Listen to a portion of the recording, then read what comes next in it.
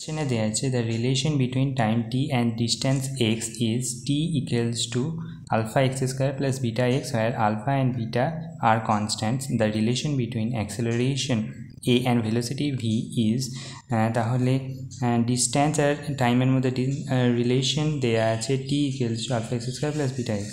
তাহলে এটা প্রথমে লিখে নেব t equals to alpha x square plus beta x। এবার এখানে ডিফারেন্সিয়েশন করে দেবো উইথ রেসপেক্ট টু টাইম টি।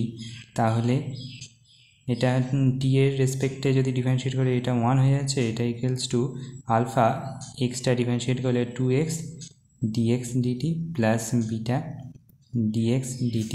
এবার 1 equals to 2 alpha x dx dt মানে হচ্ছে ভেলোসিটি v, আর এটাও ভেলোসিটি v হয়ে যাচ্ছে। এবার একে আরেকবার ডিফারেন্সিয়েট করতে হবে।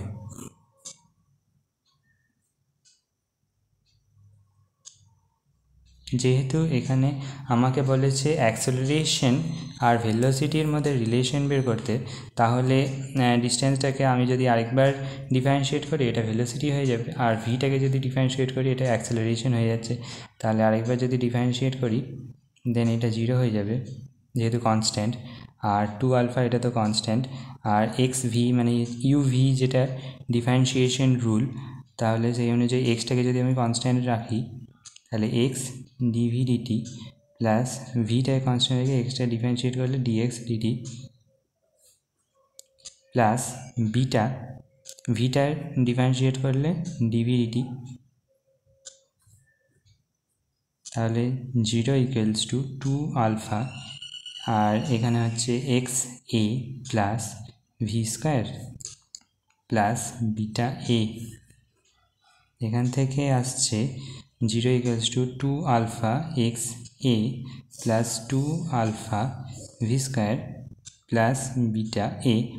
ঠিক আছে, এবার অপশানগুলো দেখব। অপশানে দেওয়া আছে a equals to -2 alpha v cube, a equals to -5 alpha v to the power 5, a equals to -3 alpha v square, আর a equals to -4 alpha v to the power 4। তাহলে এখানে কোথাও বিটা নাই, তাহলে বিটার জায়গায় আমাদের আলফাটা পুট করতে হবে। তাহলে এখান থেকে আমরা বিটাটা বের করে নেব। তাহলে 2 alpha x v plus beta v equals to 1। এখান থেকে যদি আমি ভিটাকে কমন নিয়ে নিই তাহলে 2 alpha x plus beta equals to 1/ভি।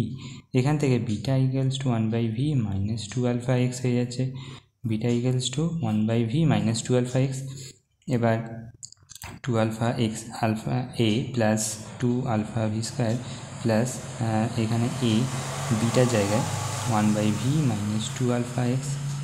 ঠিক আছে, এবার 2 alpha x a plus 2 alpha v square plus a by v minus 2 alpha x a. এবার এটা ক্যান্সেল আউট হয়ে যাবে, তাহলে a by v plus 2 alpha v square হয়ে যাচ্ছে। এবার এটা যদি আমি এলসিএম করে দিই a plus 2 alpha v cube by V.